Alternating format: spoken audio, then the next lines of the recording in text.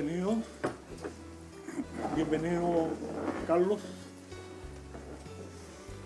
El interés que hemos visto por el pensamiento de Marx y la mirada que tiene sobre él Carlos Peña se muestran en la numerosa concurrencia que ha venido escuchando. ¿Ahí? ¿Ya? De Carlos Peña podemos decir que tiene la figura muy escasa entre nosotros de un intelectual público. Un intelectual público es un pensador, pero un pensador que habla verazmente. Esto requiere, pienso Foucault, una actitud vital, constante, independiente y en el sentido último de la palabra, filosófica.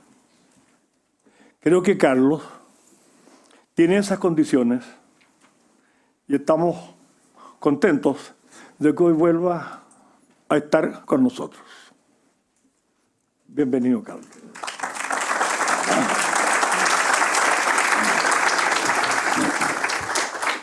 Una pequeña cosa, antes de que comience, Carlos, para tener el mayor orden posible, después de la presentación de él, vamos a abrir preguntas, pero como hay mucha gente, y son muchas, y de modo bastante arbitrario, vamos a tener solo 4 preguntas. 2 de esta mitad de la sala y 2 de la otra mitad de la sala. Es al azar. Y Carlos va a tener que contestarlas todas juntas.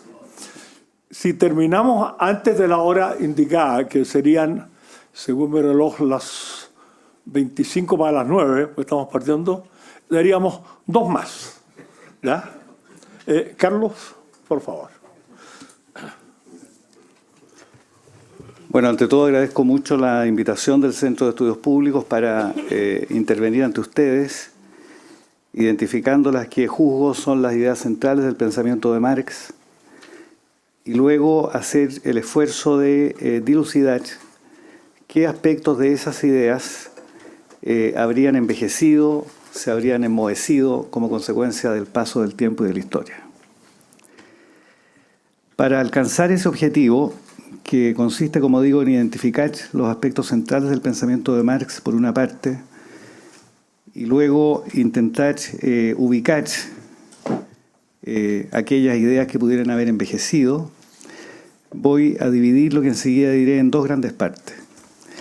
En la primera voy a intentar dar un vistazo general al contenido conceptual, al argumento central que en mi opinión desenvuelve Marx. Y luego de eso, luego de ubicar a Marx en el panorama intelectual de la época en que vivió e intentar dibujar las ideas que pensó, voy en la segunda parte a identificar 4 aspectos que en mi opinión, a la luz de la literatura y del inexorable paso del tiempo, han envejecido en la obra de Marx. Confío que esta última parte dé lugar a algún tipo de polémica con ustedes. Cuando uno mira el panorama intelectual, la historia intelectual del siglo XIX, la figura de Karl Marx refulge, se empina por sobre todas las demás. Es verdad que el siglo XIX fue el siglo de Hegel, quien publicó nada menos que la Fenomenología en 1807 y más tarde en 1821 la Filosofía del Derecho. Y es cierto que también el siglo XIX es el siglo de Nietzsche, por nombrar otro gran filósofo, y en algún sentido también, en parte, el siglo de Husserl, y también el de Comte, el gran creador de la sociología contemporánea. Y si echamos un vistazo a la literatura, es también el siglo XIX el de Víctor Hugo, cuya obra literaria se entrelaza con la cultura política, nada menos que de la Francia de todo el siglo XIX, y también el siglo de Dostoyevsky, de quien dijo Freud que había inteligido como ninguno los recovecos del corazón humano. Todo eso es cierto. Pero incluso si uno compara a Marx con esos grandes nombres, su estatura se destaca notoria e indesmentiblemente, ¿no? Porque en medio de ese gigantesco panorama de grandes intelectuales, Marx es el único que logra elaborar una teoría de la modernidad capitalista nada menos, que hace el esfuerzo de situar esa modernidad capitalista en el tiempo histórico, que nos ofrece un método para lograr inteligir ese tiempo histórico, y al mismo tiempo es el único de todos quienes escriben durante el 19 y durante el 20, podríamos agregar, y sin ninguna duda el 21, el único, digo, que a punta de ideas fue capaz de modelar la vida de millones y millones de seres humanos y prácticamente dibujar casi a mano la historia política del siglo XX. No hay, habría que comenzar diciendo, otra figura como la de Marx, ¿no? La vida de Marx estuvo salpicada de inconsistencias, habría que decir, para trazar acá nada más algún dato biográfico mínimo, ¿no? Menciono dos de ellas que en mi opinión son dignas de ser subrayadas. La primera es que, como él dijo a Engels en una carta famosa, nunca nadie había escrito tanto, con tanto fervor y con tanto entusiasmo acerca del capital y del dinero sin tener siquiera un céntimo en los bolsillos, ¿no? La vida de Marx estuvo salpicada, trufada, atravesada por la miseria y por desgracias personales gigantescas, a las cuales debemos seguramente buena parte de su pensamiento, porque Marx, al igual que los grandes hombres, solió escribir, creo yo, para escapar de las desgracias personales y olvidarlas siquiera por un momento, ¿no? Y junto con ello, junto con esa contradicción hasta cierto punto irónica, hay otra más gigantesca todavía en la obra de Marx, y es que Marx, hacia 1859, sostuvo que las ideas eran una variable dependiente de la historia, una suerte de epifenómeno accidental, y que solía depender más bien de cuánto variaban las condiciones materiales de la existencia humana. Pero las ideas, dijo él, no eran capaces de modelar la historia, puesto que simplemente la expresaban. Pues bien, El Capital, la gran obra de Marx, refuta justamente la tesis que él se esmeró en elaborar, ¿no? Porque El Capital, que aparece en la segunda mitad del siglo XIX, en apenas 4 décadas, ¿no?, desata la más gigantesca revolución política y social a que ha asistido la historia contemporánea y cambió la fisonomía del mundo, ¿no? De manera que Marx está preso de una inevitable paradoja, y es que el intelectual que se esmeró por mostrar que las ideas no eran muy relevantes a la hora de configurar la historia, ¿no?, al tiempo de formular esas ideas performativamente negó, como digo, su propia tesis, ¿no? Fue, habría que agregar, y antes de ir a sus ideas centrales, un escritor formidable, no solo por la cantidad de páginas que redactó y escribió, sino por la estructura dramática que era capaz de darle a cada una de las cosas que escribía, el brillo literario fulgurante que era capaz de acuñar para expresar sus ideas, el afán polémico con que escribía. Marx era uno de esos escritores que no parecía necesitar lectores sino rivales para poder escribir, ¿no? Prácticamente toda su obra es un esfuerzo polémico contra alguien, contra la economía política clásica del capital, la miseria de la filosofía contra la filosofía de su época, y suma y sigue, ¿no? Marx es realmente un pensador polémico en el mejor sentido de la expresión y un escritor, creo yo, de gran brillo, ¿no? Si ustedes revisan El Capital, y seguramente lo han visto, es sorprendente el rigor, la paciencia, la minuciosidad con que Marx recoge cada una de las fuentes a las que se refiere, la cantidad de citas con que adorna El Capital, una práctica que, si ustedes revisan bien la historia intelectual del 19, hasta ese momento no se hacía. De manera que Marx podría haber sido un profesor universitario hoy día y le habría ido muy bien, seguramente escribiendo papers científicos con el rigor con que escribió El Capital. Sobre eso no cabe, creo yo, ninguna duda. Finalmente, fue un sujeto precoz y precozmente consciente de su genio, ¿no? Escribió una famosa carta al padre, que hoy día los biógrafos recogen, el año 1837. Tenía recién cumplido 19 años. Y a diferencia de la carta al padre de Kafka, no hay en ella ninguna angustia existencial, ningún sopor metafísico. Se trata de la carta de un hijo que adora a su padre. Su padre es un abogado judío, converso, y un joven que revisa su propia trayectoria intelectual a los 19 años, ¿no?, anunciándole a su padre con todo detalle que ha llegado a la conclusión que el idealismo de Kant y de Fichte no vale demasiado la pena y que hay que empezar a estudiar a Hegel. Todo esto a los 19 años. Y lo más notorio de esa carta, esa famosa carta al padre, que como digo uno podría comparar con la de Kafka, aunque en un registro distinto, compara su propio desarrollo intelectual, el que hasta ese momento había tenido y el que esperaba tener, nada menos que con la historia universal. Lo que muestra de qué manera el joven Marx tenía una idea de sí mismo y unas expectativas gigantescas que la historia lo probó. Su vida no defraudó en absoluto, sino que más bien logró realizar con total plenitud. Pues bien, ¿qué ideas fueron las que pensó Marx? ¿Cuáles fueron las ideas centrales que permitirían explicar el hechizo intelectual, político e histórico que Marx logró ejecutar? Esta es la pregunta que debiéramos intentar responder, ¿no? De toda la obra de Marx, no cabe ninguna duda, si atendemos a su propio juicio, que lo principal de su creación intelectual está contenida en el Capital, ¿no? Es verdad que hoy día suelen citarse multitud de textos, los manuscritos del año 44, aquellos que escribió mientras estaba de luna de miel, leyendo a Rousseau, los Grundrisse, que fueron sus estudios de economía política del 57 y el 58. Pero si atendemos al juicio que Marx tenía respecto de su propia obra, no cabe ninguna duda que lo fundamental que él pensó o que él creía era fundamental en lo que él había trabajado está en el Capital, ¿no?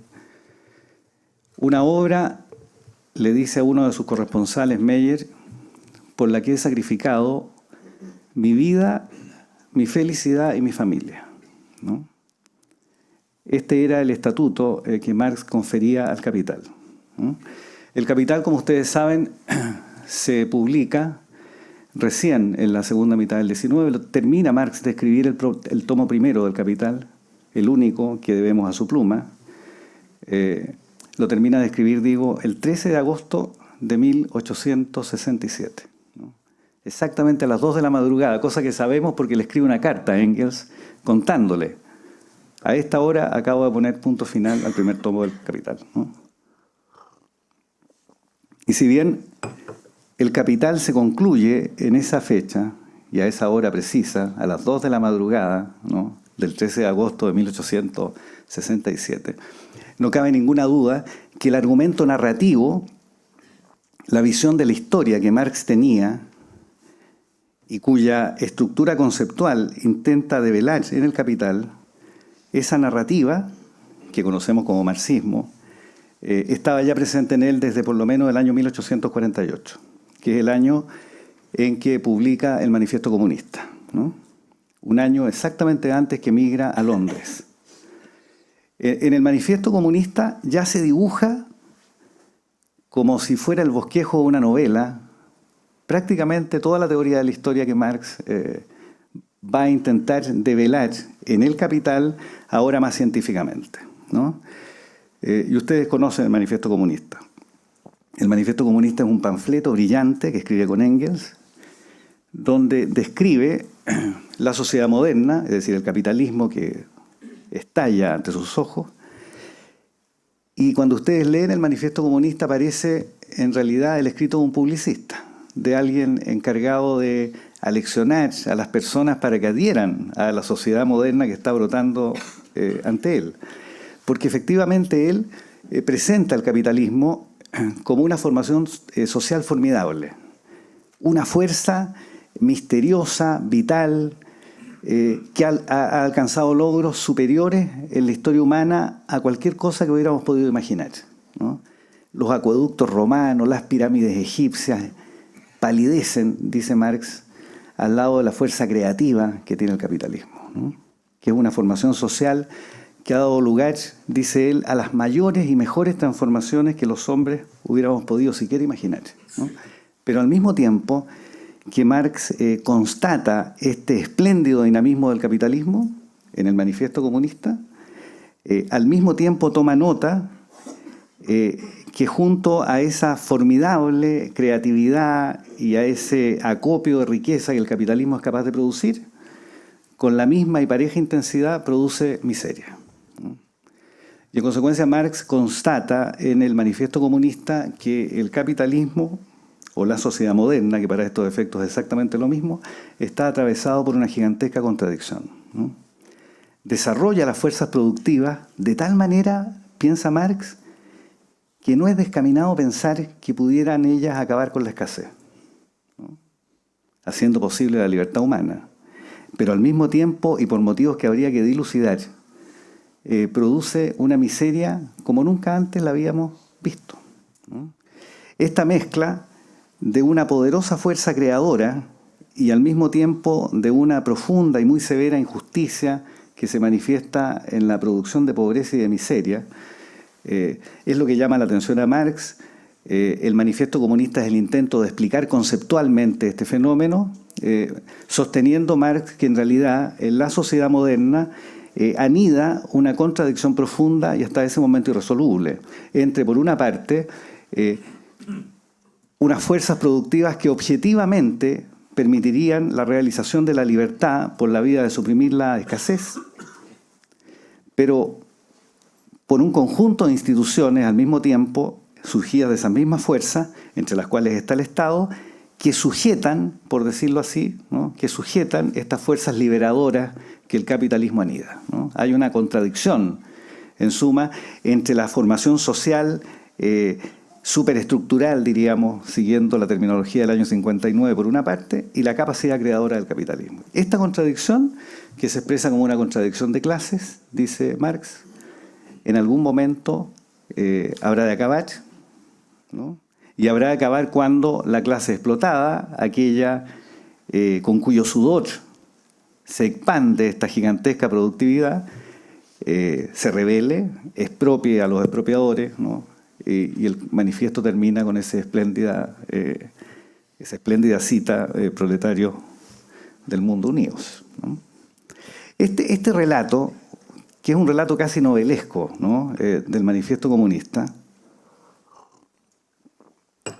es la idea que Marx tiene finalmente de la historia. El problema es que no cuenta, el año 48, cuando se escribe el manifiesto, no cuenta todavía con ninguna teoría que permita explicar cuál es el mecanismo íntimo que permite que este fenómeno se produzca, ¿no? Entre el año 1848, que es el año del manifiesto, ¿no?, y la fecha, el 13 de agosto del 67, como yo decía adelante,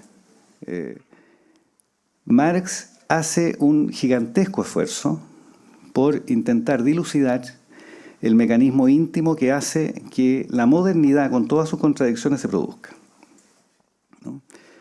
Toda su estadía en Londres es el gigantesco esfuerzo por esclarecer lo que va a llamar en alguna de sus cartas el secreto o el misterio del capital, ¿no?, que en términos sociológicos contemporáneos diríamos el secreto de la sociedad moderna, ¿no? Alcanza resultados notables cuando principia a estudiar economía política. Sabemos eso porque los Grundrisse, que son los materiales que estudió en la biblioteca del Museo Británico a la hora de componer el Capital, han llegado hasta nosotros, como ustedes saben, ¿no? Yo no puedo asistir ahí porque Marx era un estudioso minucioso, casi con paciencia casi benedictina, que tomaba notas, fichas, hacía anotaciones de los libros que leía, recogía observaciones críticas. Sabemos exactamente cómo se fue conformando el argumento del Capital, ¿no? Ya el año 1859 cree ya tener el argumento final, cree tener el secreto del Capital y el argumento final que permite conceptualmente exponer ante el público ese secreto, ¿no? El argumento final lo expone en el prólogo a la contribución a la crítica de la economía política de 1859, ¿no?, que es el texto que sigue a los Grundrisse famosos. Los Grundrisse son los apuntes con que estudia economía política y escribe luego la contribución a la crítica de la economía política, que lleva un prólogo, el famoso prólogo de 1859, desechó una introducción que era del año 57, luego de haber leído La ciencia de la lógica de Hegel, pero ese es un detalle técnico que podemos poner en paréntesis por ahora. escribe el famoso prólogo de 1859, resumiendo sus tesis fundamentales, que son aquellas que van a adornar, digámoslo así, narrativamente las tesis del Capital.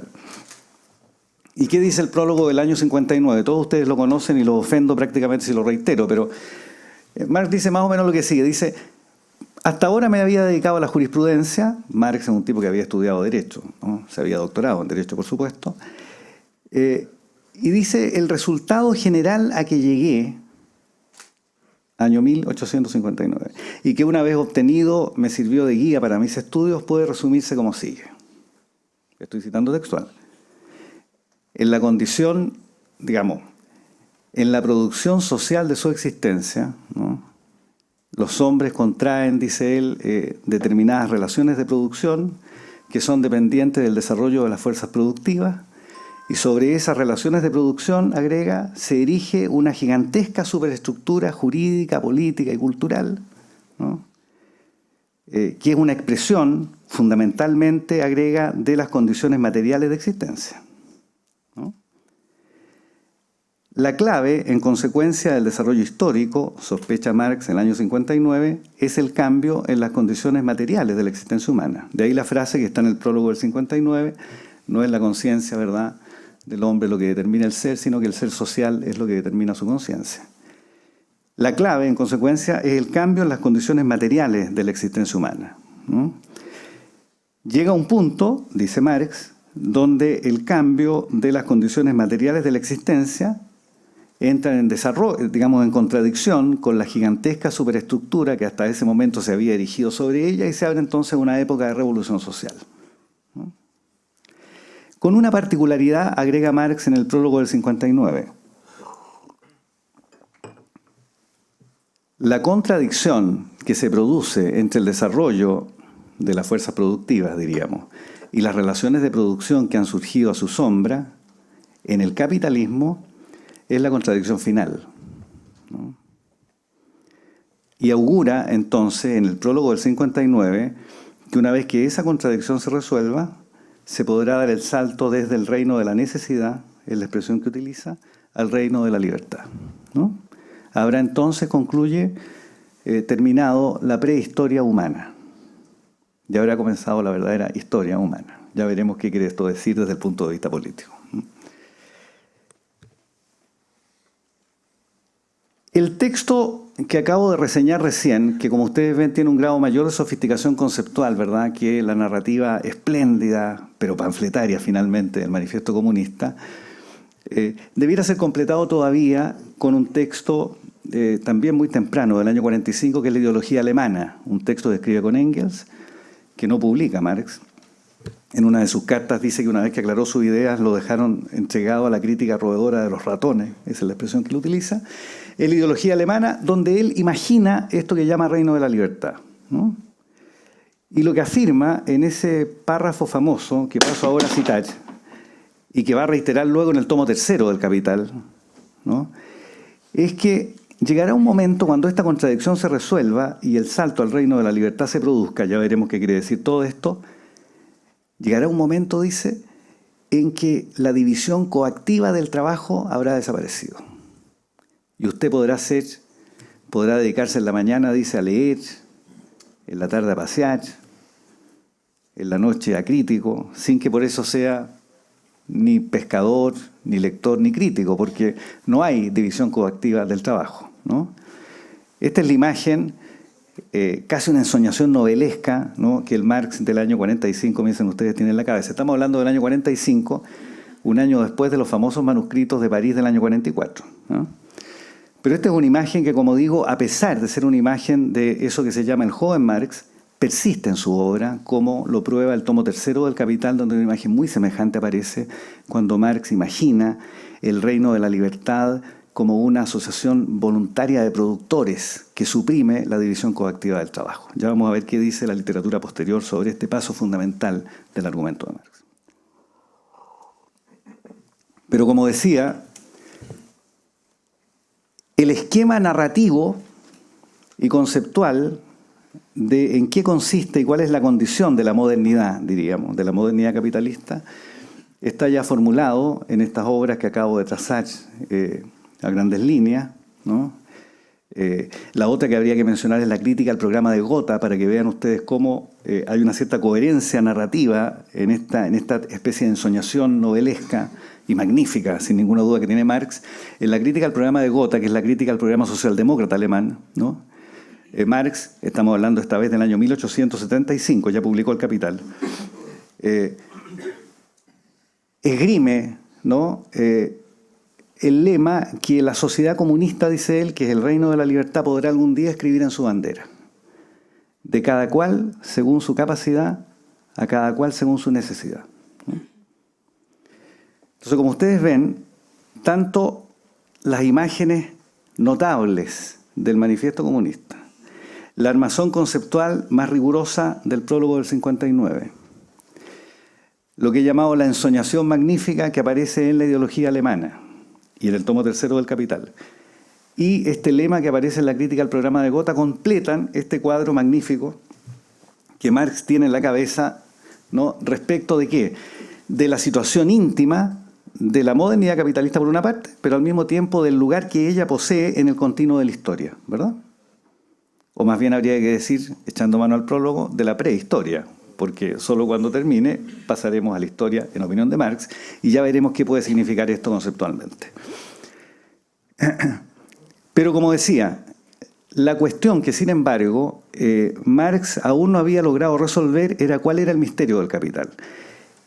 Y El Capital, esta obra que terminó el año 67, en su primer volumen al menos, puede ser leído como una novela, diría yo, cuyo personaje central es la ley del valor, ¿no? Y la ley del valor, el personaje del Capital, cuyos avatares vamos a revisar, pero a grandes trazos, porque esto es algo que ustedes seguramente conocen, la ley del valor, digo, es la que permite dilucidar el misterio del capital.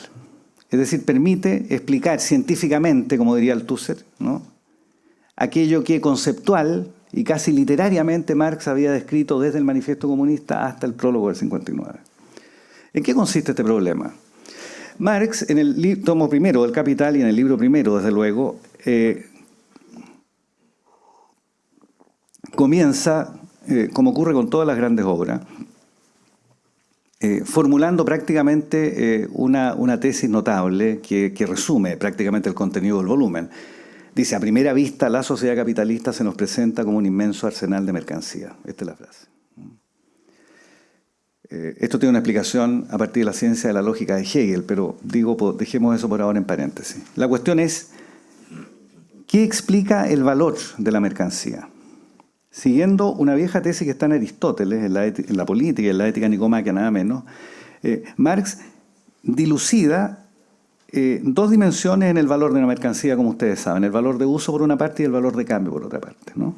El valor de uso parece estar conectado con las necesidades humanas, esto es muy problemático por lo que voy a decir más adelante, y el valor de cambio, a su turno, ¿no?, alude a esta dimensión o a esta posibilidad de equivalencia que la mercancía tiene con cualquier otra mercancía. El ejemplo que pone Marx es una casa vale una determinada cantidad de cajas de fósforo cuando uno la mira desde el punto de vista del valor de cambio, ¿no? O sea, es la equivalencia total. Esto lo había dicho Hegel por lo demás en su escrito de Jena.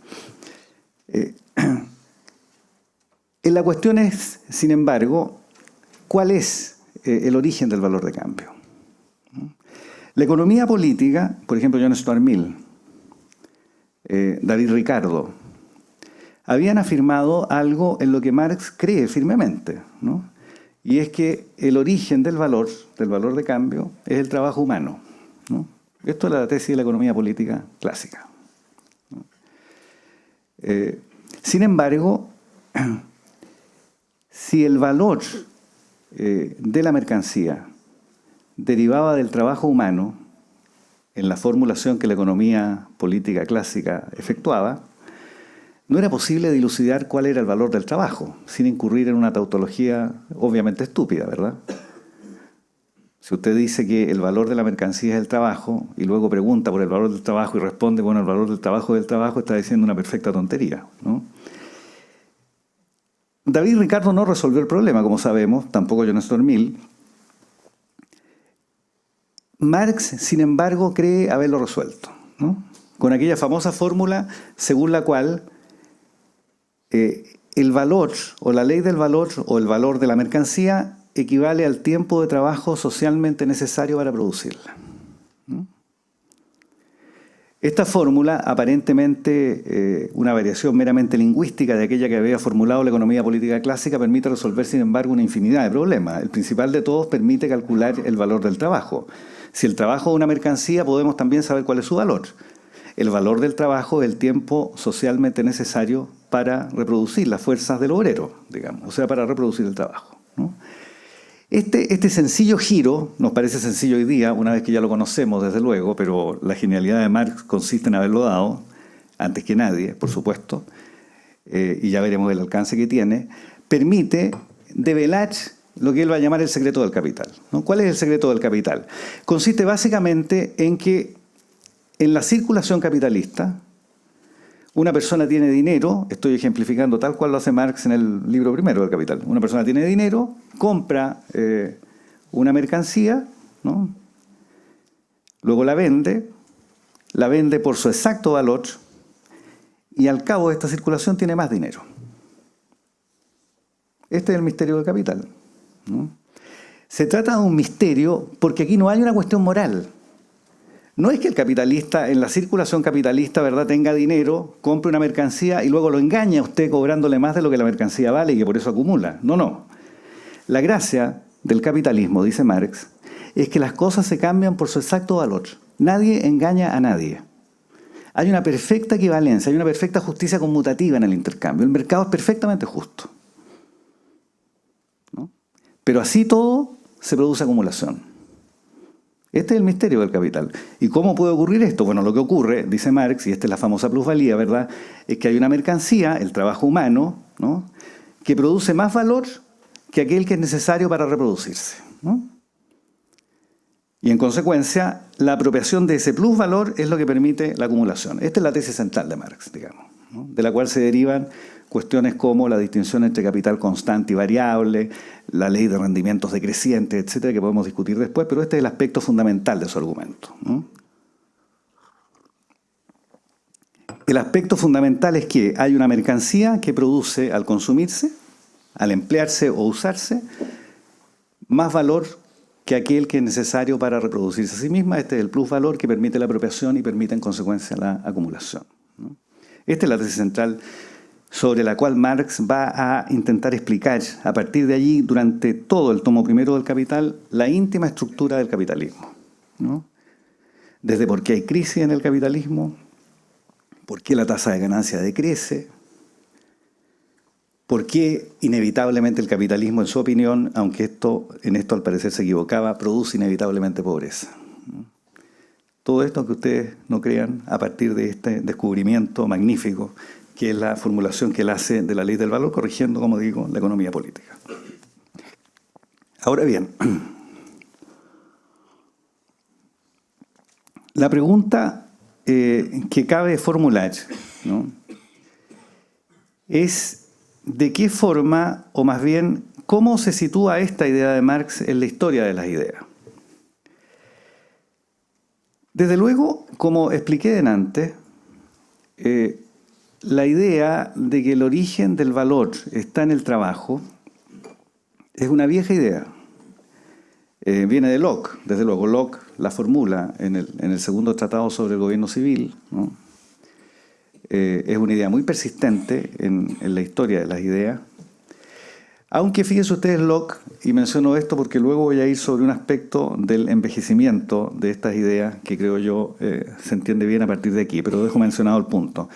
Locke también se plantea la pregunta de por qué hay acumulación, ¿no?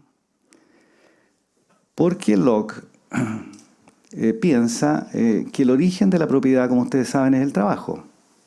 Y que el trabajo es la fuente de todo valor. Esto es lo que erige a la propiedad privada y permite establecer la primacía de la economía sobre la política, que es una vieja tesis también liberal, no solo de Marx, desde luego, ¿no? Pero la pregunta que hace Locke es, ¿por qué hay acumulación? si las necesidades humanas están sometidas a un cierto decrecimiento marginal. John Locke fue un marginalista intuitivo antes de Marshall, ¿no? Es decir, si cada unidad adicional que usted consume disminuye su tasa de bienestar, por una parte, y por otra parte, si los bienes son perecibles, bueno, ¿por qué hay acumulación? La acumulación es irracional. Y ocurre que la sociedad moderna es pura acumulación. ¿Por qué se produce la acumulación? La respuesta de Locke es una respuesta brillante, ¿eh? Locke dice que la acumulación es perfectamente racional gracias a la aparición de una mercancía extraña que es puro valor de cambio, que se llama el dinero, ¿no? Porque el dinero no es perecible y en consecuencia el dinero, en opinión de Locke, permite amagar la utilidad decreciente, porque si usted tiene dinero, tiene la posibilidad de adquirir con él o cambiar con él una infinita cantidad de cosas y en consecuencia satisfacer una infinita cantidad de deseos. Esto también lo dice Hegel bastante más tarde. En suma, para Locke, partiendo de la idea de que la fuente del valor es el trabajo, la acumulación es perfectamente racional, ¿no? Para Marx, sin embargo, y este es el punto que quiero hacer y voy a volver sobre él luego en la parte más crítica de esta exposición, la acumulación es irracional. O sea, hay un punto en que la acumulación es totalmente irracional, ¿no? No por razones morales, sino porque la acumulación es una especie de performatividad del sistema capitalista que lo sostiene, una especie de autopoiesis, digámoslo así, ¿no? Que lo sostiene vivo como con una suerte de respiración artificial permanente, ¿no? Y el problema entonces es dilucidar cómo romper esta especie de performatividad de mercancía y de consumo que es propia del capitalismo, ¿no? Y que favorece, por decirlo así, la acumulación. Pero dejemos pendiente por ahora este punto, si les parece. Lo que cabría ahora preguntarse, una vez que hemos dibujado a muy grandes trazos, no se me escapa, la posición intelectual de Marx y los argumentos fundamentales que ha hecho desde el Manifiesto Comunista hasta el Capital, deteniéndonos, sin embargo, en la idea fundamental de que el capital es, ¿no?, el argumento central de Marx, ¿no?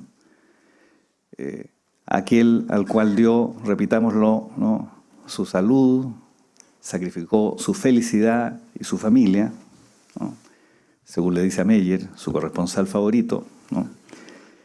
Dicho eso, la pregunta que debiéramos hacernos ahora, en la parte ya final de esto, no quiero extenderme demasiado para que podamos discutir, es, una vez que uno mira esta magnífica suma de ideas, una vez que uno lee este argumento brillante, escrito con tono profético, que fustiga casi como un látigo, ¿no?, cada cierto tiempo cuando uno lo lee. Y se pregunta hoy día, bueno, ¿qué queda de eso? ¿Qué de eso resulta hoy día problemático a la luz de lo que ha acontecido y a la luz de la literatura? ¿Qué podríamos decir de esto? Esta es la segunda parte, como les decía, de mi exposición. Me parece a mí que si uno se pone ante el esfuerzo de pensar a Marx y responder la pregunta de en qué aspectos de su quehacer teórico pudo haber envejecido, yo mencionaría lo siguiente, y los voy a examinar en el orden en que los voy a enunciar, ¿eh? En primer lugar, me parece a mí la ley del valor presenta problemas conceptuales, ¿no?, que han dado origen a una cantidad casi oceánica de literatura que yo voy a intentar resumir rápidamente. La ley del valor, ese es un problema serio. En segundo lugar, voy a mencionar la cuestión de la temporalidad en Marx, o sea, la idea de tiempo que hay en Marx, ¿no?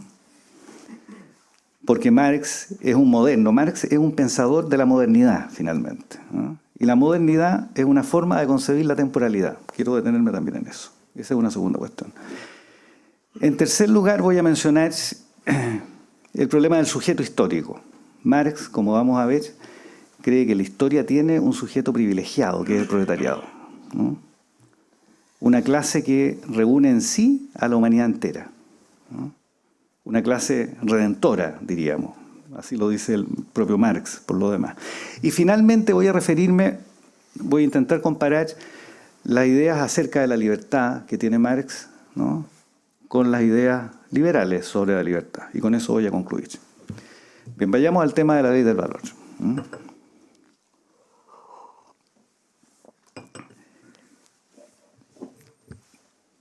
El problema que tiene la ley del valor, digámoslo así, ¿no?, o que parece tener la ley del valor, ¿no?,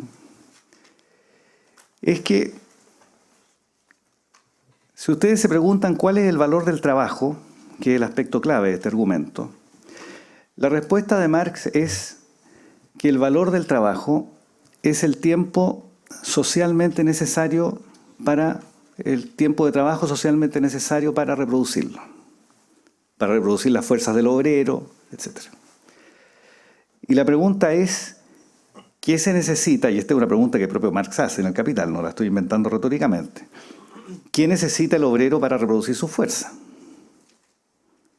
¿Siempre lo mismo o eso varía?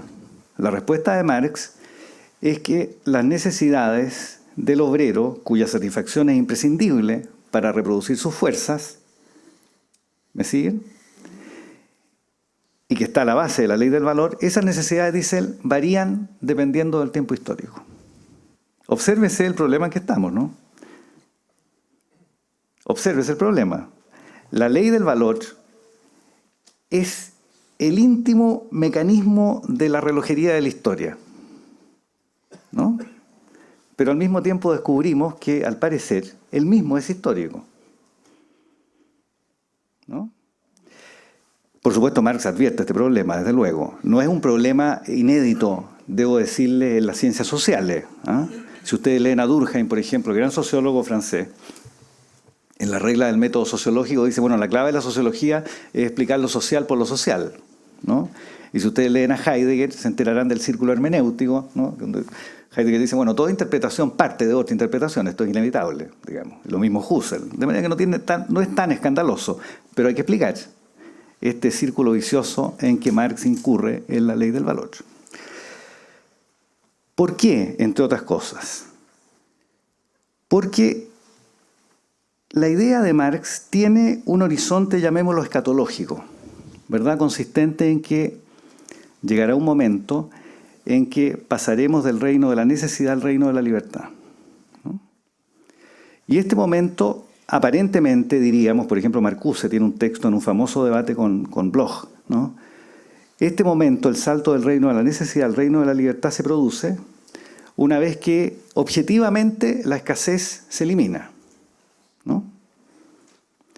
Pero para que la escasez se elimine, es imprescindible que el elenco de necesidades humanas sea finito.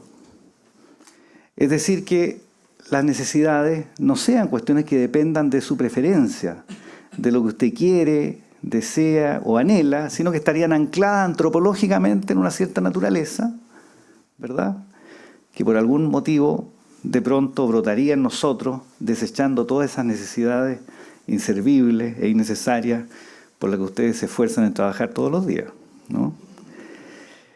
Este es un problema sin ninguna duda.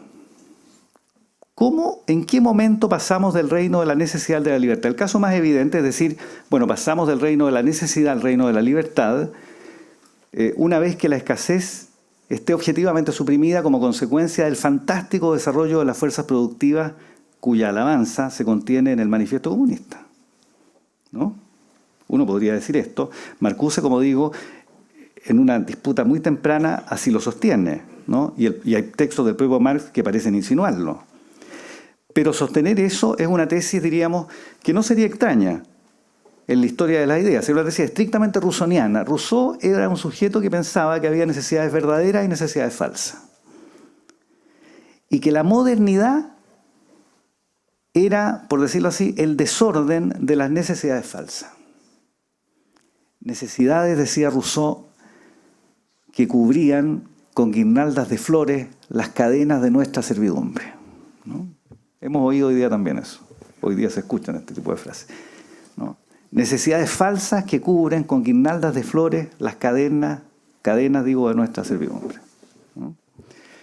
Y uno podría pensar entonces que Marx está siendo una suerte de romántico rusoniano cuando sueña en que acabe el reino de la necesidad sobre la base de una tesis como la de Rousseau, que hay necesidades verdaderas y necesidades falsas, ¿no? Necesidades que son propias del amor de sí, que es un amor sano, ¿no?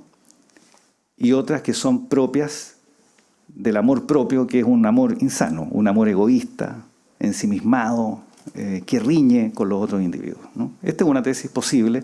No sería rara. Sabemos que Marx, durante su luna de miel, leyó con gran fruición y tomó notas de las obras de Rousseau, ¿no?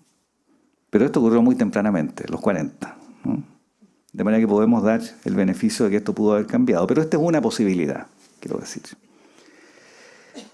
La otra, esta posibilidad, conforme a la cual hay necesidades naturales, necesidades ancladas en nuestra biología, por decirlo así, ¿no?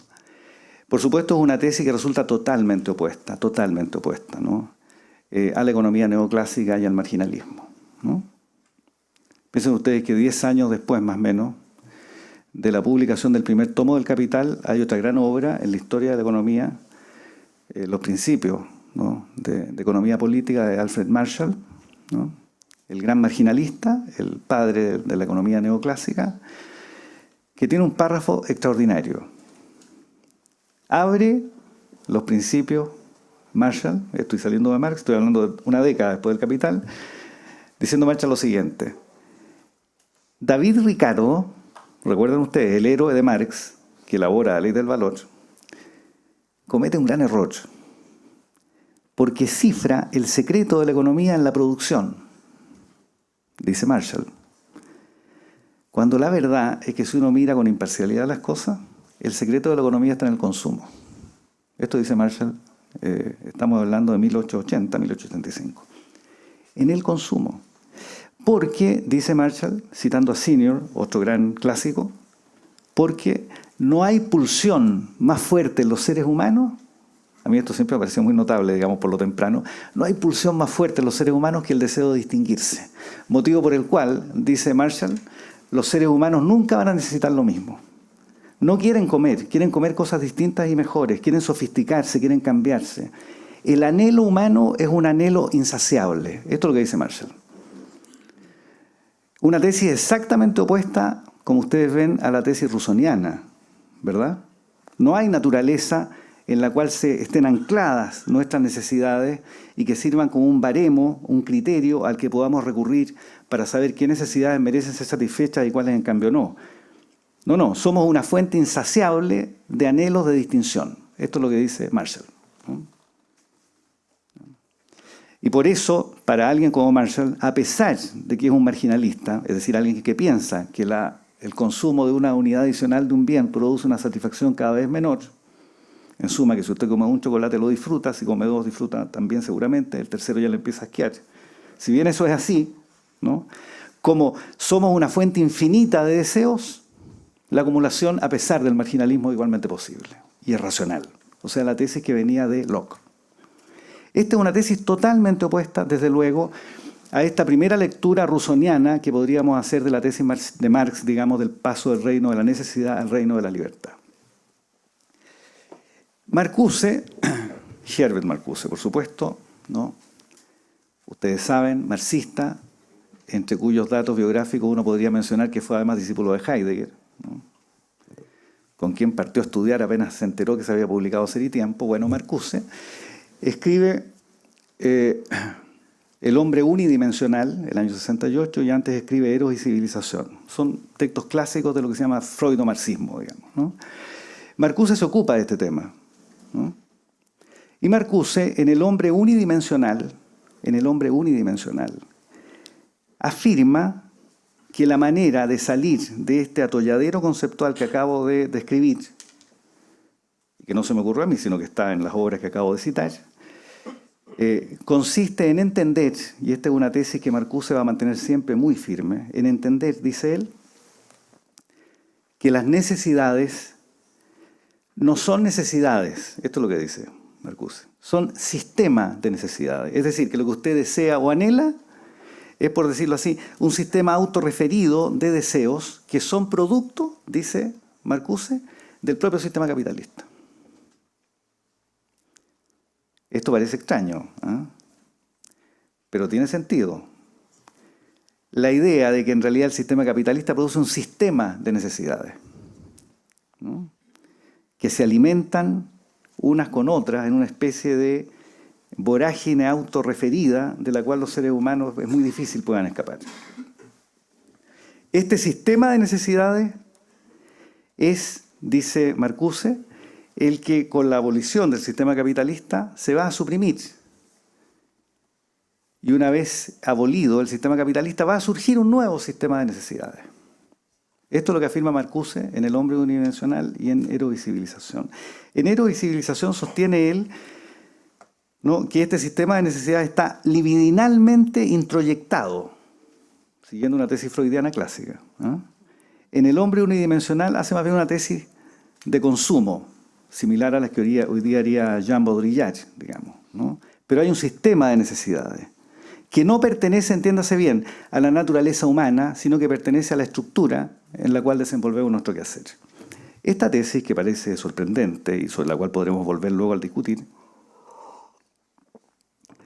es la misma tesis que una estupenda autora, Agnes Heller, que ustedes seguramente han leído, discípula de Georgi Lukács, el autor de Historia y Conciencia de Clase, formula en la teoría de las necesidades de Marx, ¿no? Es exactamente la misma tesis.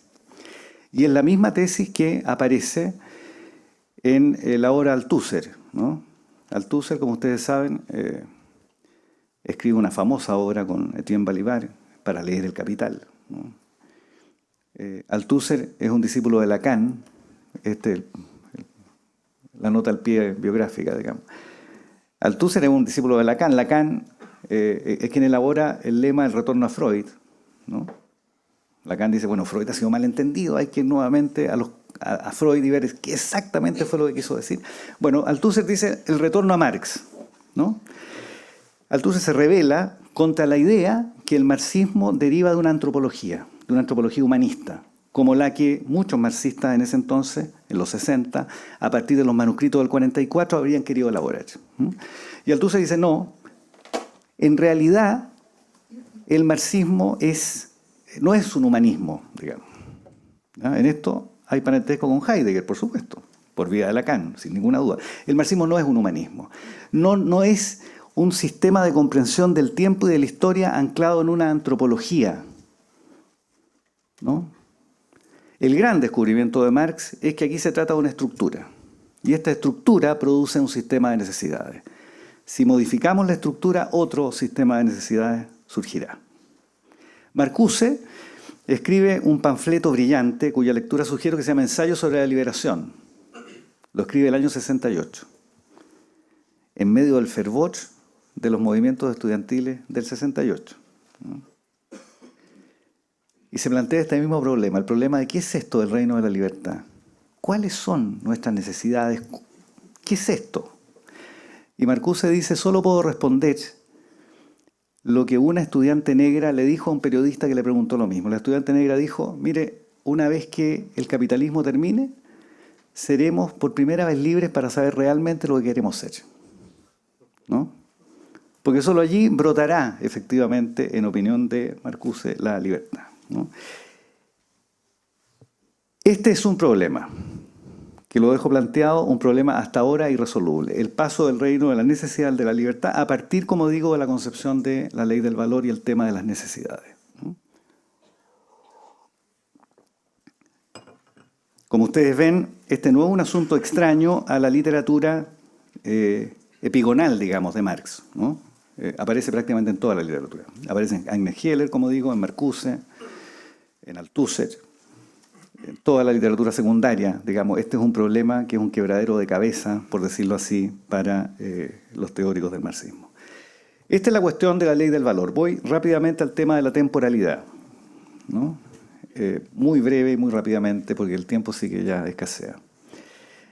Miren, quizá para explicar el carácter o la particular idea de la temporalidad que tiene Marx, quizá bastaría citar este espléndido libro de un crítico literario inglés, Edmund Wilson, ¿no? To the Finland Station, ¿verdad? Hacia la estación de Finlandia, La estación de Finlandia es la estación de trenes de San Petersburgo, donde el 3 de abril de 1917 desembarcó Lenin para iniciar la Revolución Rusa. ¿Ya? Y la tesis de Edmund Wilson es que ese momento notable, cuando Lenin desembarca en la estación Finlandia, empezó en 1725, con una obra espléndida, la obra de Gian Battista Vico, que se llama, ¿no?, La ciencia nueva. ¿Ya? Explico esto rápidamente. La ciencia nueva de 1725, porque esto permite entender la temporalidad en Marx. La ciencia nueva de 1725, como digo, es una reacción contra el discurso del método de Descartes. El discurso del método es de 1635, no 1637, o sea, prácticamente un siglo antes. En el discurso del método de Descartes había abogado, ¿no?, por la idea de que la racionalidad y la ciencia requería ideas claras y distintas. Ustedes recuerdan esto. Y había llegado a la conclusión que, entre otras cosas, las estructuras formales matemáticas eran las que permitían proveerse de ideas claras y distintas, ¿no?, por la duda radical, este retroceso permanente. Frente a esto reacciona Gian Battista Vico. Si ustedes leen La ciencia nueva, advertirán que Gian Battista Vico sostiene, digámoslo así, ¿no?, que Descartes evidentemente se equivoca, ¿no? Él elabora un fundamento del conocimiento, Vico, y lo que dice Vico continúa en Dilthey, Heidegger, Husserl, o sea, prácticamente en lo que llamaríamos las ciencias del espíritu. Lo que dice Vico es, en realidad, el conocimiento más fidedigno que podemos tener es el conocimiento de lo que nosotros mismos hacemos. ¿No? De manera, dice él, que cuando Descartes sostiene que la historia no es una ciencia, y no sería una ciencia porque reposa sobre sensaciones e impresiones fugaces, las que tenemos nosotros cuando vivimos en actitud natural, ¿no? De manera tal, dice, que Descartes sugiere que incluso el cocinero en Roma sabe más que cualquier historiador, ¿no? Así de fugaz es el conocimiento histórico, o sea, no es una ciencia. Yo afirmo, esta es la tesis de Vico, la existencia de una ciencia nueva, la historia, lo que llamaríamos la ciencia de la cultura o de la historia, porque no hay posibilidad de conocimiento fidedigno mayor que conozcamos aquello que nosotros mismos producimos. Y lo que nosotros mismos producimos es la cultura y la historia. En consecuencia, Vico funda la idea de que la providencia trazó una línea de la historia en cuyo interior desenvolvemos nuestra vida, ¿no?, y nosotros hacemos la historia, amparados desde luego por los designios de la providencia, pero la hacemos nosotros la historia, y porque hacemos la historia nosotros es posible una ciencia de la historia. Pues bien, Edmund Wilson, a quien cité, ¿verdad?, en esta obra de 1940, sostiene que hay una línea continua entre esta idea de la historia, Vico, Condorcet en el caso de la Revolución Francesa, y de ahí en adelante hasta Marx. O sea, la idea de que Marx forma parte de una concepción del tiempo como consumación. Esta idea de que la historia, ¿no?, es finalmente el desenvolvimiento de un guión que no podemos inteligir del todo, pero que ejecutamos con nuestros actos, y que porque lo ejecutamos con nuestros actos somos capaces de concebirlo y de conocerlo, ¿no? Esto en el caso de Edmund Wilson. La tesis de Wilson, que quiero resumir para que podamos discutir, está confirmada, desde luego, por otra gran obra que menciono, y ustedes podrán ver, digamos, que es la obra de Reinhard Koselleck, el gran historiador de los conceptos. Koselleck sostiene que lo propio de la modernidad, de la cual Marx, desde luego, participaría, ¿no?, es un cambio radical en el concepto de la historia. Porque mientras para un antiguo la historia es la repetición incesante de un mismo acontecer, motivo por el cual la historia es maestra de vida. Si usted quiere saber vivir, tiene que saber historia, porque la historia finalmente, como decía Polibio, es una rueda donde todo vuelve y retorna incesantemente. Mientras eso ocurre para un antiguo, un moderno, dice Koselleck, es el sujeto que distancia, fíjense bien, la experiencia del presente de sus expectativas de futuro. O sea, lo propio de la modernidad sería un quiebre entre la experiencia del hoy y este horizonte de expectativa que nos orienta. Y en consecuencia, Marx sería o tendría una concepción de la temporalidad totalmente moderna. Digamos, la idea que la vida humana es una vida que se vive en el presente, ¿no? Pero experimentando siempre una fractura con estas expectativas de futuro que nos aliente y que la política es la que hace posible. Finalmente, y siempre en esta línea, creo que habría que citar a Karl Löwit, discípulo de Heidegger, por supuesto, ¿no? Quien en The Meaning of History, o sea, el significado y el sentido de la historia, afirma, ¿no?, que finalmente Marx es heredero, esto parece una exageración y hasta cierto punto lo es, pero es significativa como exageración, heredero del profetismo judío, ¿no?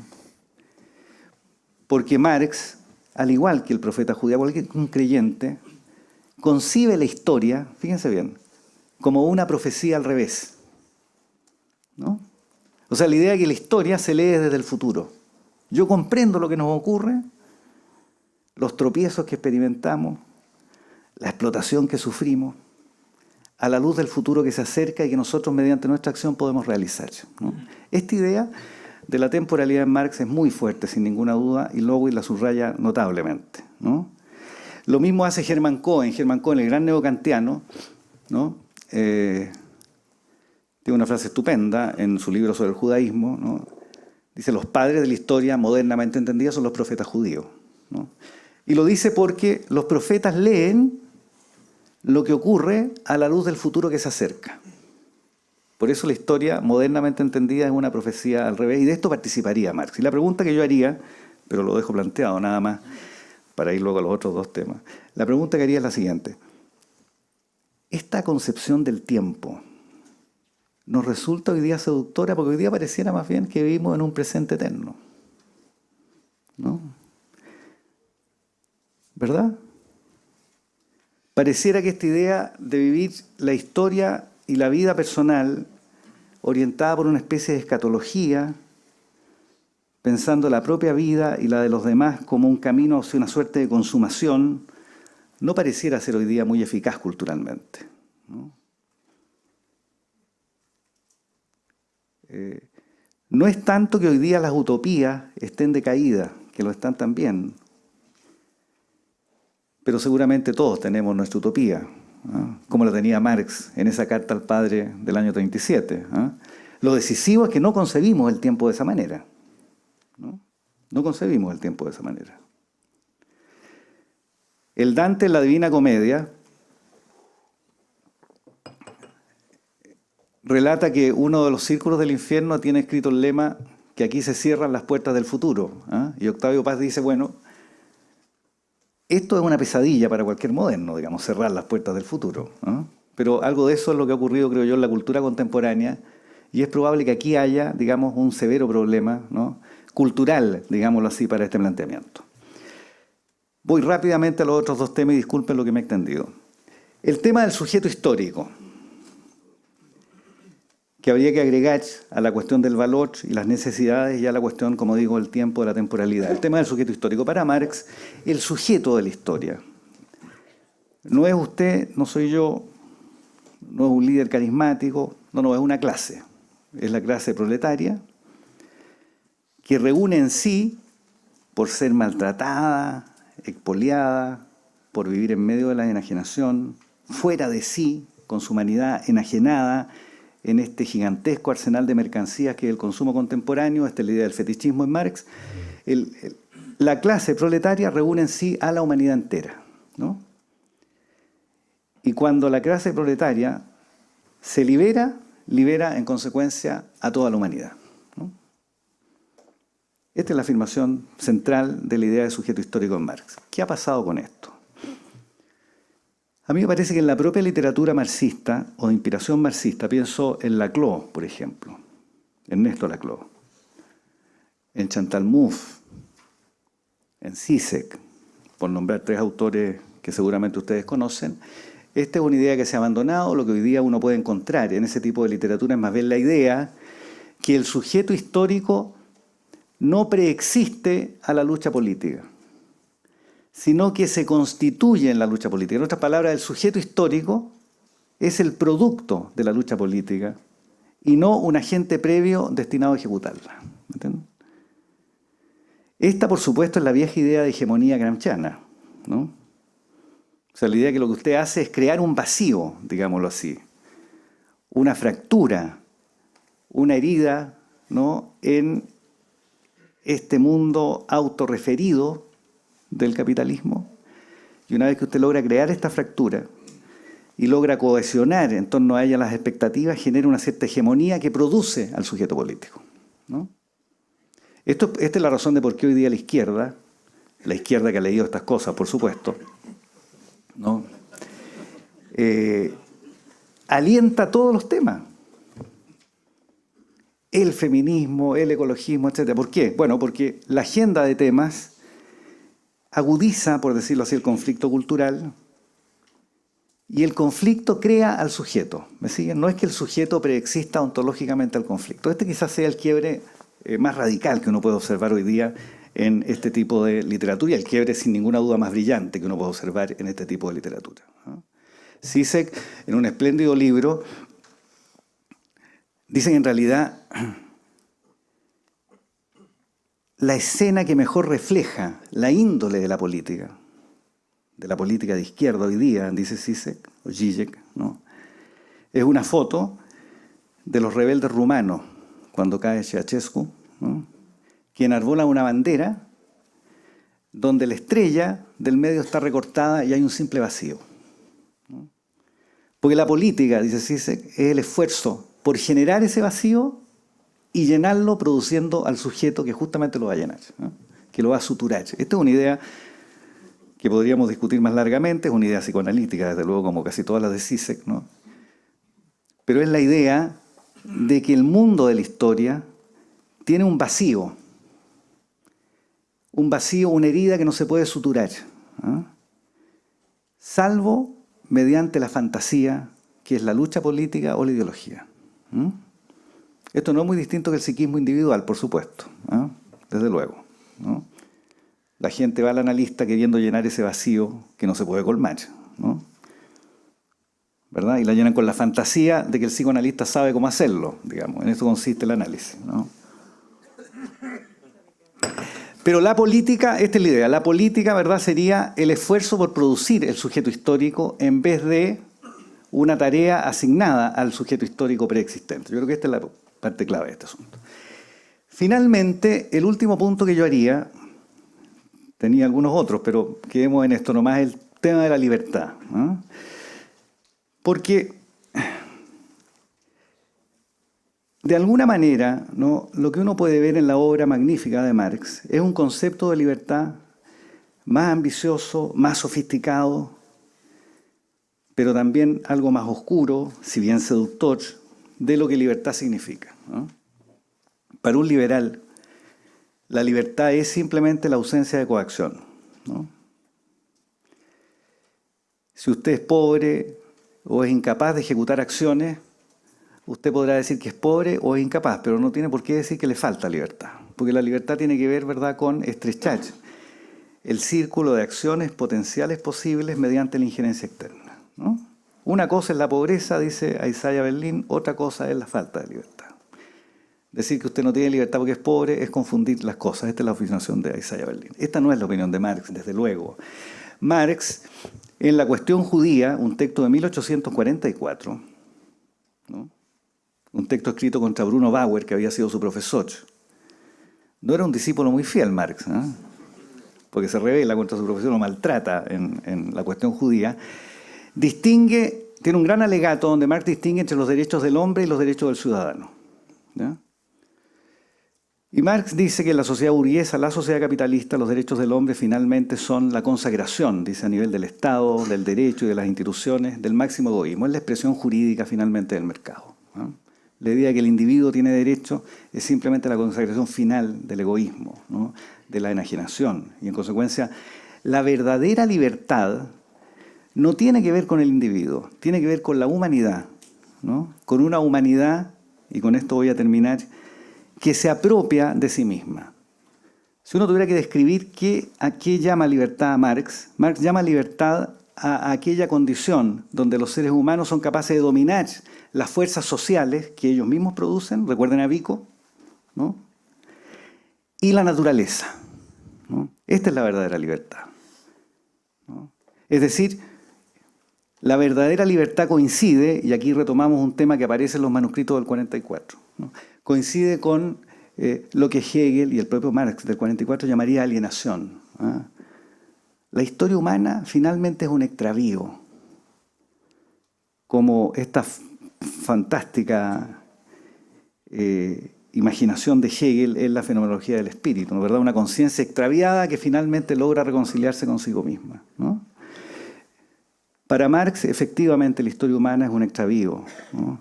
La verdadera libertad se alcanza cuando la alienación termina o acaba y los seres humanos podemos entonces, asociados unos con otros, controlar las fuerzas sociales que producimos y la naturaleza merced a la cual vivimos. Eso es. Muchas gracias.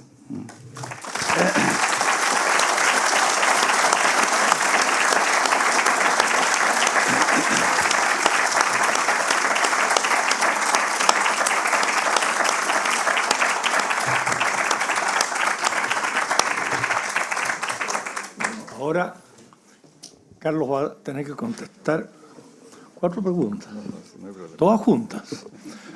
2 preguntas en este sector de la sala. 2 preguntas en este sector de la sala. Aquí hay una. Otra pregunta en este sector de la sala. 2. Ya, están en primera fila para preguntar a ustedes. No harán la misma pregunta, Ya, estamos. 2 preguntas, esto es bien arbitrario, ¿no es cierto? Pero nos queda otra. 2 preguntas en este otro sector de la sala. Allá ese hombre que levantó la mano. Ya. 3. Otra pregunta. ¿Quién más? Otra pregunta más. Nos falta una pregunta. ¿Ya? Ahí está. 4 preguntas. Bueno, vamos a hacer, pero tienen que hacerlas. Y Carlos las contesta todas juntas. ¿Ya? Disculpe, profesor. Están jugando con las pelotas en las estaciones. Ya. Quería preguntarle sobre la doctrina de la unidad de la praxis y la teoría en Marx, y si pudiera ser tan aventurado en usted. Es decir, Marx es un teórico, muy teórico, digamos, y además es un político. Y hay un problema que usted conoce de Amartya Sen, llamado trascendentalismo, digamos, institucionalismo trascendental, que en el fondo es como de las sociedades perfectas, buscar soluciones a sociedades perfectas, y está el dicho italiano del perfecto es el enemigo del bene, ¿no? El perfecto es el enemigo del bien. Y por otro lado, la práctica política cotidiana que trata de buscar sociedades un poquito mejores nomás, y que en general son problemas cotidianos concretos. Usted hace lo mismo en el sentido, si puedo ser tan aventurado, cuando es un teórico de gran nivel y a la vez escribe en honor a Andrés Elwin o cosas por el estilo. ¿Cómo conciliaría estas 2 cosas? Gracias. Profesor, mi pregunta es respecto a cuáles son las razones que aparentemente podrían explicar este desprecio por el individuo que parece que Marx tuviera y esta idealización por la clase proletaria que usted bien mencionó. Esa es mi pregunta. Acá y después... Sí. Hola, buenas tardes. Bueno, hay algunas imprecisiones a mi juicio que usted cometió al exponer algunas ideas de Marx, pero no me interesa detenerme en ello. Me interesa sí preguntarle sobre lo siguiente. Usted al momento de esbozar la primera crítica relacionada con la ley del valor, y me parece que todas las críticas que usted no, de alguna manera se imbrincan en el pensamiento de Marx. Por lo tanto, una crítica contiene todas las demás. Y me parece que la crítica principal es la ley del valor. Y por eso está en primer lugar. Usted dijo, refiriéndose al problema del salto del reino de la necesidad del reino de la libertad, hizo una afirmación que me parece que es contradictoria con el reconocimiento explícito que hizo respecto al concepto de libertad en Marx. Y lo bonito de esto, y lo que me llama la atención, es que usted aplique un concepto de libertad en el caso de la primera crítica y aplique otro concepto de libertad en el caso de la última crítica. Porque cuando Marx piensa, a mi juicio, el salto del reino de la necesidad de la libertad, no está pensando en términos de el acabamiento o acotamiento de las necesidades. No es un problema de producción. Está pensando el problema político de cómo se decide qué producir y cómo producirlo. ¿Ya? Y por lo tanto, la libertad no tiene que ver con que todas las necesidades sean cubiertas, cosa, por lo demás, yo creo, imposible materialmente, sino con que la sociedad puede decidir qué necesidades prioriza y cuáles satisface y en qué momento lo hace y de qué manera las resuelve. Y me parece que ese es el concepto de libertad en Marx, que es además un concepto que reconoce una afiliación, digamos, con todo lo que es la filosofía de la libertad del idealismo alemán. Entonces, ¿no ve usted una contradicción entre su primer concepto de libertad que aplica a la crítica de la teoría del valor respecto del salto de la necesidad al salto a la sociedad de la libertad y su último concepto de la libertad en Marx? Hola, profesor. Disculpe, quizás esta pregunta es más pedestre, pero le quería preguntar, me gustó esa idea sobre como que actualmente quizás estamos en un cambio en la concepción del tiempo respecto a la concepción como escatológica de la modernidad. Y me gustaría saber su opinión, ¿cuál sería como, si que acaso eso significa que estamos en una posmodernidad? Y si es que, ¿cuál sería esa nueva concepción del tiempo? Porque yo siento que igual hay una cosa como hacia el futuro, pero un futuro un poco oscuro, quizás con la crisis ecológica, o también un futuro de repente muchas veces también como fantástico, moderno, como con la inteligencia artificial que se viene, que sería un mundo que también se pueden acabar las necesidades por digo, que las máquinas hagan todo. Entonces, ¿cuál sería como la opción que ve usted? Me interesa eso.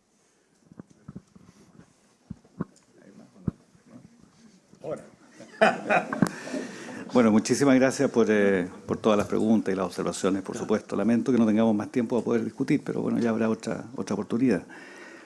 A ver, voy en el mismo orden. ¿Ah? A propósito del trascendentalismo, bueno, ese es un gesto muy moderno también, ¿no? Que consiste, que es lo que Kant llamaba el principio de imposibilidad, o sea, pensar lo que tenemos, el mundo de la experiencia cotidiana, por decirlo así, ordenándola en torno a un punto ideal que está en el futuro, pero que no se da en la experiencia, ¿no? Y efectivamente buena parte, no toda, y Marx, algunas versiones de Marx seguramente es probable que eso ocurra, por decirlo así, confunden este principio de imposibilidad como una posibilidad fáctica. ¿Me entiendes? De alguna manera los seres humanos necesitamos un principio trascendental para ordenar nuestras percepciones, sobre esto no cabe ninguna duda, y nuestros anhelos. Nadie puede vivir en un permanente presente, apagando el futuro, ¿verdad? Amagando todos los deseos. Una vida humana sí no es una vida humana en sentido estricto. Los seres humanos vivimos, somos trascendentales en el sentido que estamos volcados, involucrados con las cosas, en nuestro quehacer, y volcados hacia el futuro, sobre eso no hay duda, ¿no? El problema es que a veces se confunde lo que es un principio de imposibilidad que permite ordenar nuestras concepciones con una promesa fáctica, ¿no? Y en ese salto, por supuesto, incurren algunas versiones del marxismo sin ninguna duda, ¿no? Ahora, respecto de que Marx tenga un desprecio por el individuo, no, yo no lo creo así, ¿ah? Más bien, porque si uno lee, digamos, los manuscritos del año 44, estamos hablando de manuscritos, los manuscritos de París, ¿eh? Marx todavía no va a Londres, se descubren en los años 30 los manuscritos de París. Son la obra de lo que la literatura posterior llama el joven Marx, el Marx que sería más hegeliano en el sentido más clásico de la expresión. Pero ni en esa obra, ni en la posterior, salvo la opinión de Althusser, pero que es una opinión más bien conceptual, me parece a mí uno puede observar un desprecio por el individuo. Más bien, lo que hay es una concepción del individuo distinta a aquello que Macpherson creo llamaba individualismo posesivo, digamos, que sería como la concepción, ¿verdad?, que subyace en el capitalismo, ¿no? Hay un debate más bien respecto de en qué consiste ser un ser humano, Marx, ¿no? Marx piensa a los seres humanos más bien como sujetos en el sentido moderno, cuya actividad fundamental es el trabajo. El trabajo no es una pulsión, un instinto en el caso de Marx, al igual que para Hegel, el trabajo es una forma de racionalidad de los seres humanos, en la cual se despliega lo mejor que tenemos, ¿no? Desde ese punto de vista, Marx tiene un fondo profundamente humanista, ¿no? No es que desprecie al individuo, ¿no? Más bien tiene una concepción del individuo que evidentemente no es la liberal, ¿no? Los liberales suelen más bien concebir a los individuos como sujetos, por decirlo así, ensimismados en poseer, elaborando planes de vida que les son propios, sujetos que anteceden a la colectividad en la que forman parte y a la tradición en la que se insertan. Bueno, ese tipo de cosas Marx, por supuesto, no las acepta, él tiene un pensamiento profundamente histórico y piensa al individuo de una manera bastante más compleja y alternativa, digámoslo así, a la del liberalismo, ¿no? Esto es lo que yo diría respecto de ese tema. Ahora, respecto de la cuestión de la libertad, a ver, yo más bien lo que pienso es lo siguiente, ¿eh? Yo creo que efectivamente en Marx hay una concepción de libertad, pero me parece que en esto vamos a estar evidentemente de acuerdo que es radicalmente distinta a liberal, ¿no? ¿Verdad? ¿Cierto? Uno diría, si uno tuviera que hacer un registro de las concepciones de libertad y se sirviera de aquella famosa conferencia, bueno, usted la recuerda, Isaiah Berlin, ¿no? Los dos conceptos de libertad. Y uno diría, bueno, ¿por cuál se inclina Marx? La respuesta es por ninguno de los dos, digamos. O sea, Marx no piensa que la libertad consiste en ausencia simplemente de coacción, tampoco piensa que la libertad consiste en participar de las decisiones que me afectan. Él más bien piensa que esas dos formas de libertad, por supuesto, hay que realizarlas, pero hay que realizarlas en un estadio superior, ¿no? Que es finalmente, por decirlo así, la apropiación del mundo social y de la naturaleza por los seres humanos asociados, ¿no? Así lo dice por lo demás en el tomo tercero del Capital, ¿no?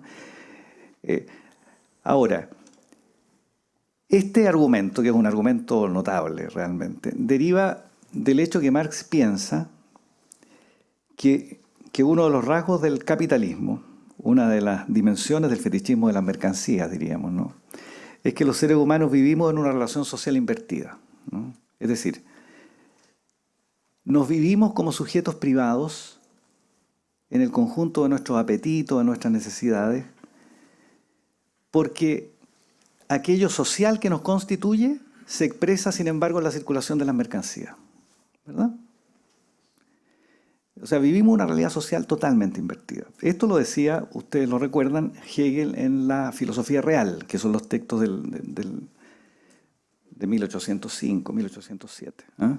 ¿Eh? Hegel ahí dice, digamos, con la división moderna del trabajo, los productores, el trabajador ahora no produce para sí, produce para una necesidad abstracta. Bueno, esta es la semilla, efectivamente, de la enajenación.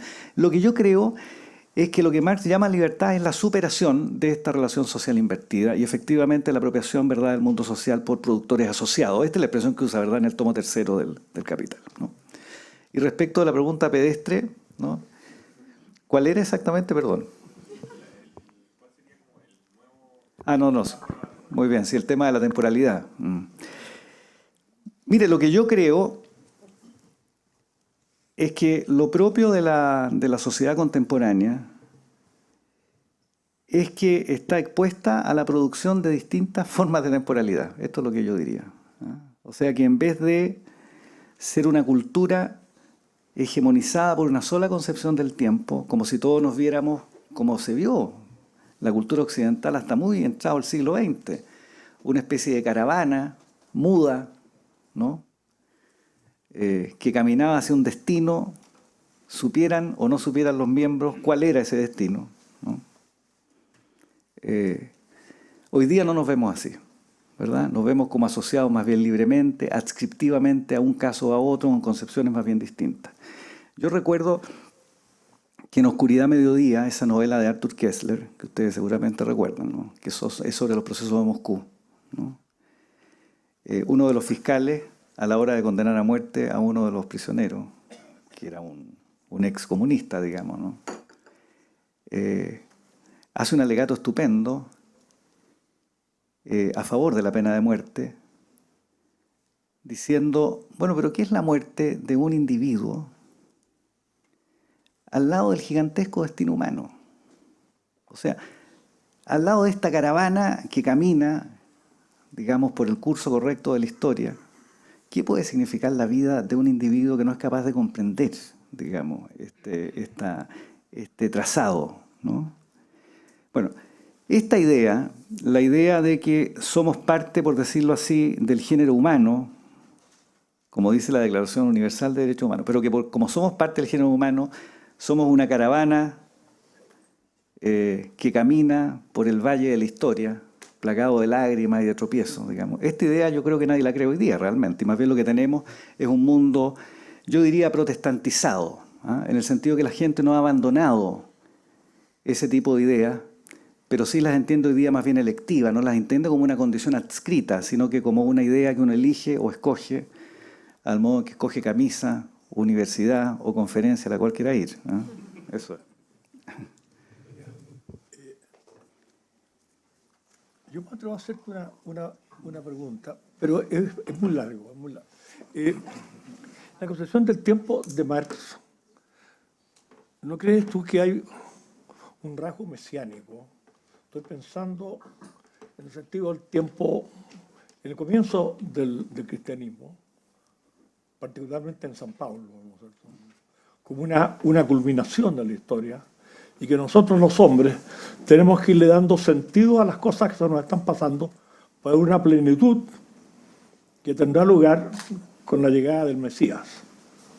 Uno puede pensar eso, que el Mesías va a llegar, pero uno puede pensar, como piensa a veces Agamben, que el Mesías está llegando siempre. ¿Qué hay, crees tú, en eso, en donde en Marx hay una crítica a la religión, pero al mismo tiempo habría un elemento mesiánico que explicaría un poco las relaciones que ha habido entre los cristianos y el marxismo?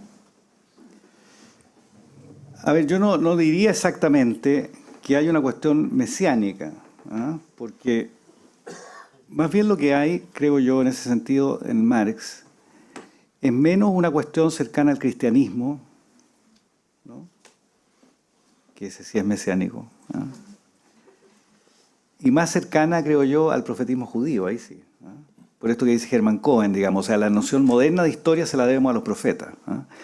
Pero esto tiene que ver con la temporalidad. Yo no creo que Marx, como algunos dicen, sea simplemente una versión, digámoslo así, inmanente de las creencias religiosas, una especie de creyente carente de Dios, digamos, que ha logrado, por decirlo así, inmiscuir, ¿verdad?, las creencias trascendentes en el tiempo histórico. Ese tipo de cosas me parecen a mí que son versiones demasiado simplistas del fenómeno. No, más bien Marx lo que hace es participar de una concepción del tiempo que es la concepción moderna del tiempo, que es la concepción de los historiadores, o sea, que es la concepción del tiempo y de la historicidad que entrecruza prácticamente toda la cultura, incluso hoy día, digamos, ¿no?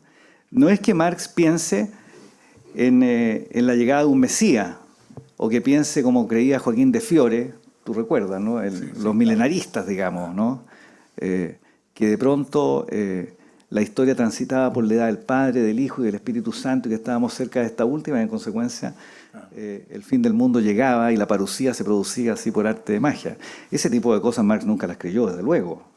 No, lo que él tiene es una visión de la historia como una especie de consumación, eso sí. Pero no tiene tampoco, exactamente hablando, una concepción de la historia, digámoslo así, como quien pensara que la historia es un guión escrito, con escritura invisible, digámoslo así, que solo algunos pueden leer. Esta es la manera en que Kessler, por ejemplo, que abjuró el marxismo, presenta, ¿no?, la idea de la historia de Marx, pero eso también es una exageración. Uno lee a Marx y Marx no es eso. Marx, en realidad, lo que hay en Marx es más bien la idea de que la historia está abierta, pero que hay un destino posible, que ese destino es indisoluble de la acción de los seres humanos. Y eso es lo que explica que Marx no solo haya sido un filósofo, a propósito de lo que usted me preguntaba adelante, sino que también un político, ¿no?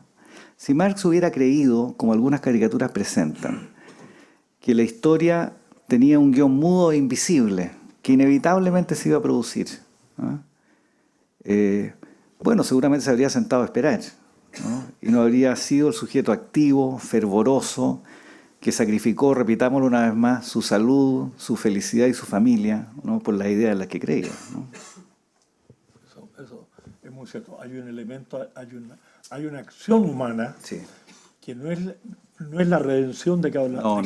de que habla Pablo. No, Sí, ciertamente sí, no. abiertamente no. Bueno, yo creo que lo que nos corresponde es agradecer a Carlos.